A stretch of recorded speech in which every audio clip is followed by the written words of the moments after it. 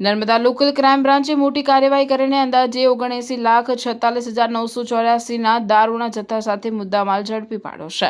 બાતમીના આધારે મહારાષ્ટ્ર તરફથી સાગબારા ધનશેરા ચેકપોસ્ટ સહિત દેડિયાપાડાના નિવાલદા ખાતે આવેલા નાયરા પેટ્રોલ પંપ પાસે ટાટા કંપનીની આઈસેડ કન્ટેનર રોકી તપાસ કરતા તેમાં 180 મિલી ક્ષમતાની રોયલ બ્લુ મોલ્ટ વિસ્કીની 33,552 બોટલો મળી આવી હતી।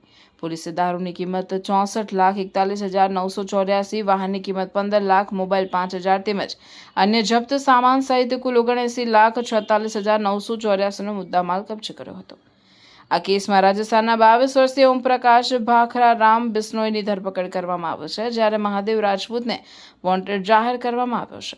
અત્રે ઉલ્લેખનીય છે કે નર્મદા જિલ્લો મહારાષ્ટ્રની અને ગુજરાતની બોર્ડર પર આવ્યો હોય અવારનવાર દારૂ તેમજ અન્ય નશીલા પદાર્થની હેરાફેરી બુટલેગરો દ્વારા થતી હોય છે, પરંતુ નર્મદા પોલીસ બોર્ડર વિસ્તારોમાં સતત વોચ રાખી આવા બુટલેગરોને જેલ ભેગા કરી કાર્યવાહી તેજ કરી છે।